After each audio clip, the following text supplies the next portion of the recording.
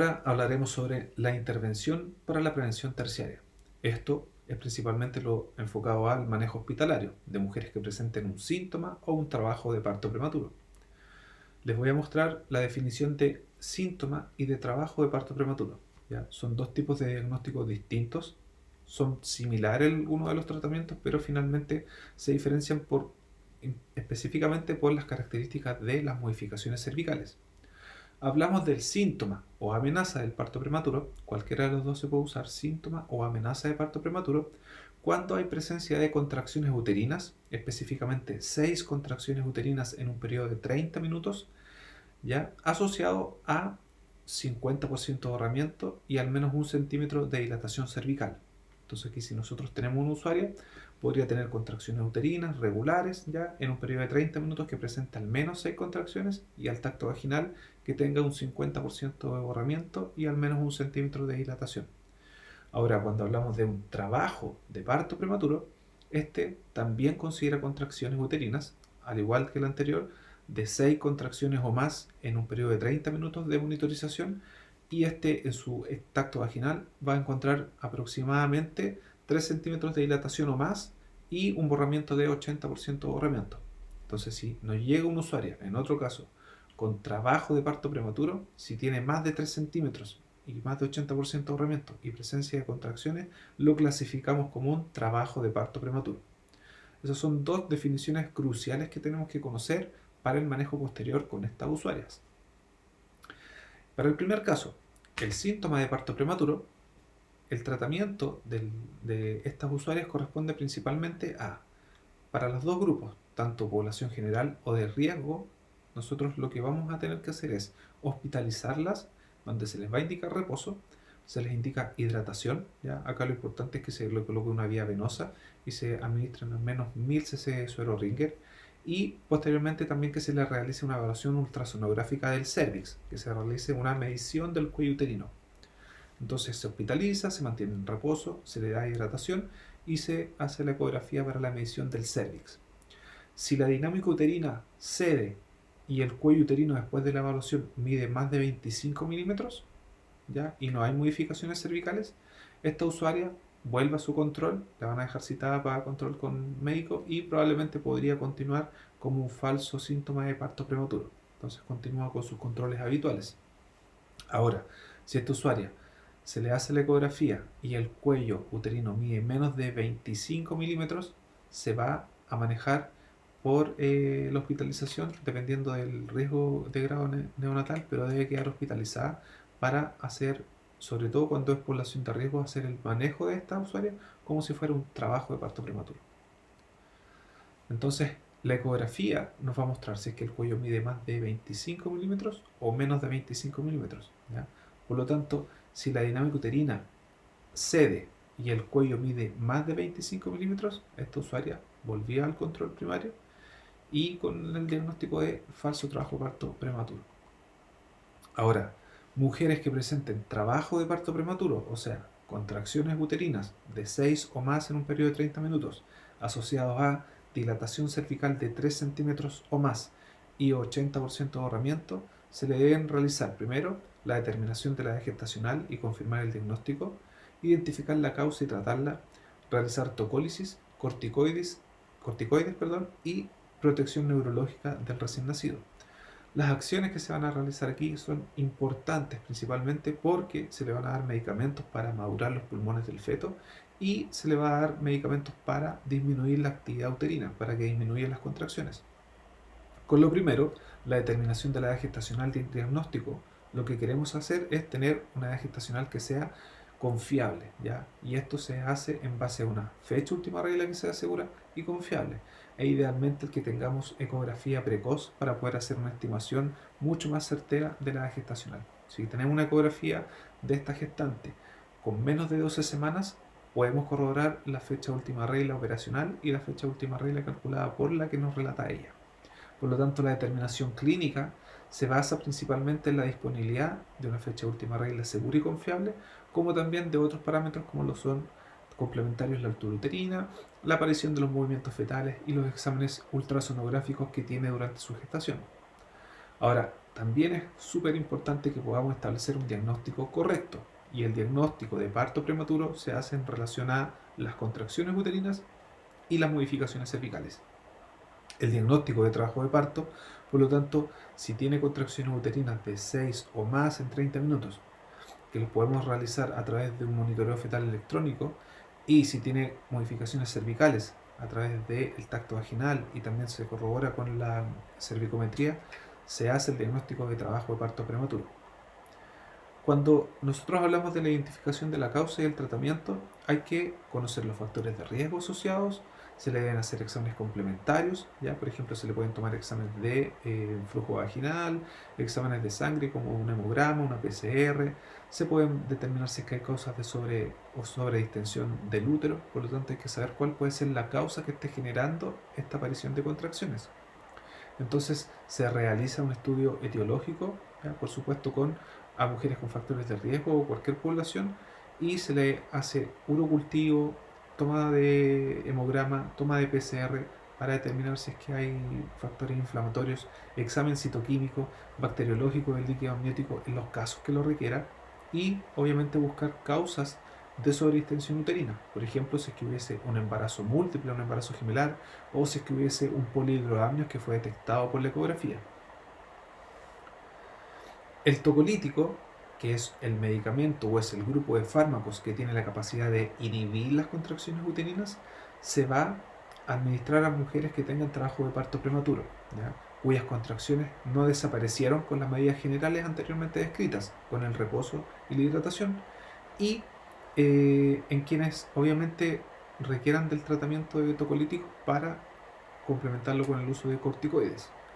El empleo de la tocólisis se sugiere para las mujeres que estén con un embarazo de menos de 35 semanas, ¿ya? Por lo tanto, junto a la tocólisis, esta mujer, además del uso del medicamento, debe estar sometida a reposo e hidratación, y se debe suspender la tocólisis o el uso de este medicamento si es que nosotros vemos que, a pesar de que pararon las contracciones, sigue progresando la dilatación cervical. O sea, si es que este se inició y está progresando con más de 4 centímetros de dilatación, se suspende la tocólisis. O si es que se inició tocolíticos con un usuario que tenía de 3 o 4 centímetros al inicio del tratamiento, esta dilatación cervical ya progresa a más de 6 centímetros. Entonces, el tocolítico se da, pero si vemos que la dilatación cervical sigue progresando a pesar del uso del medicamento, se va a tener que suspender. Hay indicaciones para el caso del tocolítico, pero también hay contraindicaciones, ¿ya? Dentro de las contraindicaciones absolutas, o sea, los casos donde nunca vamos a usar tocolíticos, encontramos, por ejemplo, infecciones como la coriomionitis clínica, o una mujer que presente una metrorragia severa, o donde tengamos un óbito fetal, o una patología materna grave que requiera de que efectivamente sí se tiene que interrumpir este embarazo con las semanas de gestación que tenga, o si es que hay un deterioro grave del bienestar fetal, por ejemplo, que empiezan a bajar los latidos y ya se transforma en una bradicardia fetal. Por lo tanto, en esos casos no se va a dar tocolíticos. Esta tocólisis tiene un efecto positivo porque retrasa el parto para poder alcanzar a realizar la maduración pulmonar, ya con el uso de corticoides, y también nos va a servir en los casos donde se necesite trasladar a una usuaria a un hospital de mayor complejidad. Si es que estamos en un hospital de baja complejidad, por ejemplo, en un hospital de Florida, donde no tenemos servicio de neonatología, no podemos atender ese parto prematuro ahí. Por lo tanto, el uso de los tocolíticos, además de la maduración pulmonar que se les va a dar a la gestante, se va a trasladar al hospital, y obviamente con la disminución de las contracciones para que alcance a llegar a un hospital donde se pueda recibir a ese recién nacido prematuro. Entonces, el uso de tocolíticos, cuando se compara con un placebo, nos muestra que tiene una reducción significativa del riesgo del parto en las primeras 24 o 48 horas. Entonces, esta tocólisis se debe mantener por 48 horas, ¿no? También hay que saber que en los casos que esta tocólisis no esté dando resultados, es importante hacer algunos exámenes complementarios.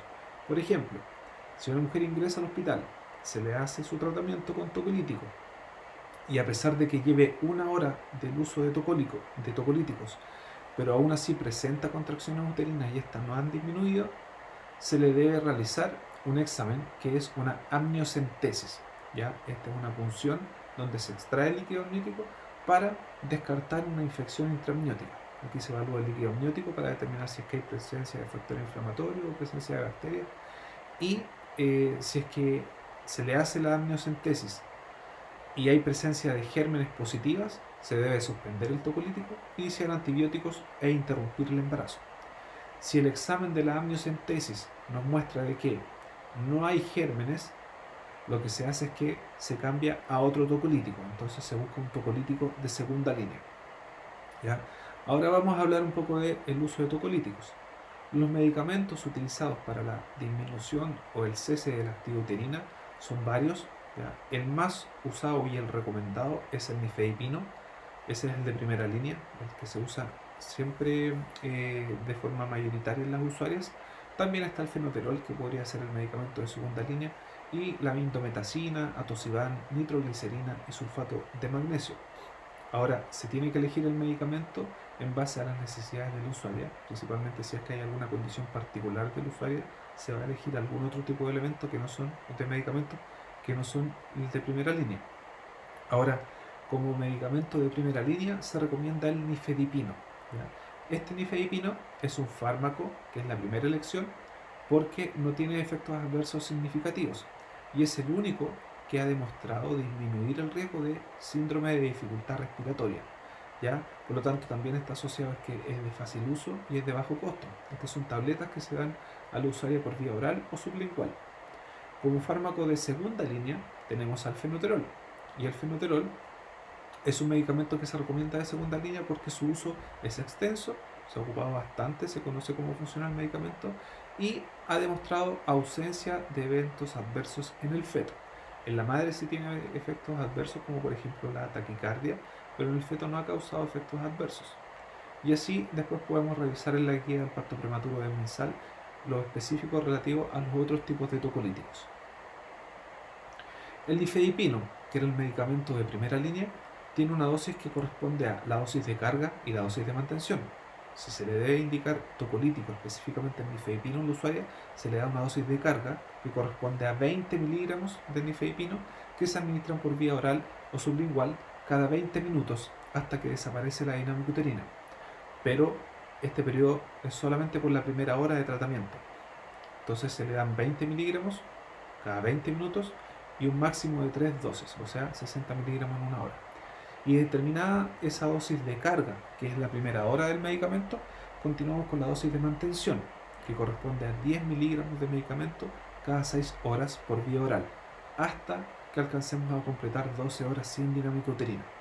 Este nifedipino no tiene efectos fetales y dentro de los efectos secundarios para la madre podríamos tener hipotensión y cefalea.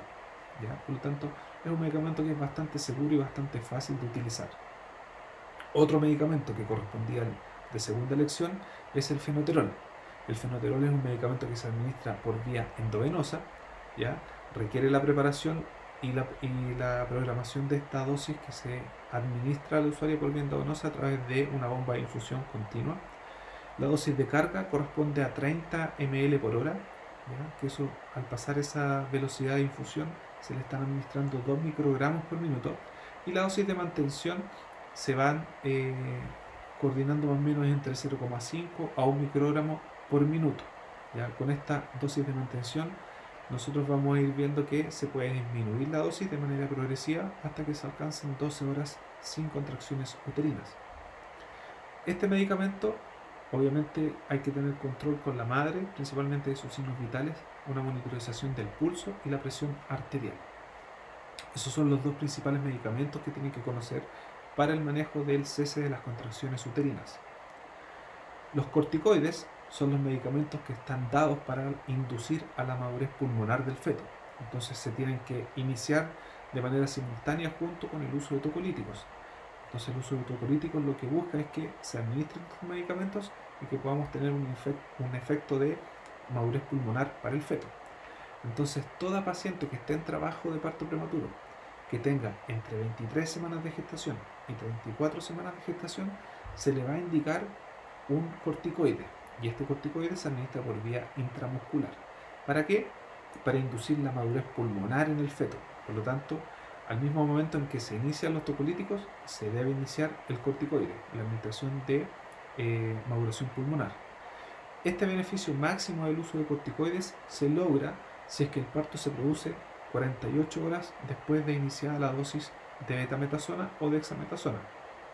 La administración de los corticoides a las mujeres embarazadas y que presentan riesgo de parto prematuro reduce notoriamente en un 50% los casos de síndrome de dificultad respiratoria, y además también tienen algunos efectos en la reducción de la hemorragia intracraneana y la enterocolitis necrotizante. Ahora, el efecto de la betametasona es reducir la mortalidad neonatal, específicamente asociada al síndrome de dificultad respiratoria.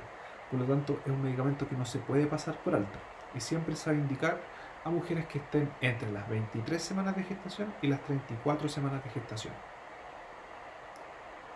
Y por último, la protección neurológica del recién nacido. Este medicamento, que corresponde al sulfato de magnesio, es un medicamento que se va a dar a las mujeres que tengan entre 28 y 32 semanas de gestación. ¿Para qué? Para evitar los riesgos de parálisis cerebral o daño motor en los recién nacidos que nazcan de manera prematura. Por lo tanto, también se le dan dosis de carga y dosis de mantención. La dosis de carga del sulfato de magnesio corresponde a 4 gramos que se administran por vía endovenosa, y esta administración debe ser en los primeros 30 minutos desde que se inició. ¿Ya? En esos 30 minutos debe pasar la totalidad de los 4 gramos y se considera una dosis de mantención donde se administra una velocidad de 1 gramo por hora hasta completar 24 horas de sulfato de magnesio. Es un medicamento que hay que tener mucha precaución con su uso porque puede producir depresión respiratoria en la madre, como también una evolución de los reflejos osteotendinosos en ella, y podría causar una sobredosis. Ahora, para la atención del parto prematuro, no existen evidencias claras de que el parto cesárea tenga más ventajas con respecto a un parto vaginal. ¿Ya? Por lo tanto, la atención del parto se recomienda que puede ser un parto vaginal si es que no hay contraindicaciones de otro tipo, ¿ya? E idealmente este parto vaginal que sea con anestesia peridural. Por lo tanto, tampoco es necesario hacer una episiotomía grande o rutinaria, porque tampoco ha mostrado que tenga efectos beneficiosos sobre el feto al momento del nacimiento. Este feto se encuentra en el trabajo de parto, obviamente con la misma monitorización. Hay que estar atento a los latidos cardiofetales y hacer el control del trabajo de parto como si fuese un embarazo de término, ya teniendo en cuenta cómo va progresando, si es que hay algún signo o síntoma de parámetros inflamatorios, entre otros. Lo que sí es importante es que la atención del parto prematuro tiene que ser en un hospital que cuente con las medidas necesarias para poder recibir a este prematuro. Si estamos en un hospital de baja complejidad, donde no tiene una neonatología, ya una sección de hospitalización para los recién nacidos, no se puede atender el parto prematuro ahí. Tiene que ser derivada a la gestante para que su parto ocurra en el lugar donde le pueden dar la mejor atención a su recién nacido si es que nace de manera prematura, porque podría requerir de ventilación mecánica, por ejemplo. Por último, les dejo esta guía, que es la Guía Clínica de Prevención del Parto Prematuro. Es una lectura obligada para poder entender el manejo y el tratamiento del parto prematuro. Esta es una guía del Ministerio de Salud del año 2010 y es en la que nos basamos para hacer el manejo y tratamiento de la mujer que presente sintomatología de parto prematuro. Aquí podrán encontrar todo lo que vimos en la clase relativo a las medidas de prevención en los niveles primarios, secundarios y terciarios, las dosis de los medicamentos, el detalle de cada uno de ellos. Por lo tanto, esta la van a encontrar en la plataforma Canvas para que la puedan descargar. Ante cualquier duda que puedan presentar, me envían un correo electrónico a jogrito@udec.cl. Hasta luego.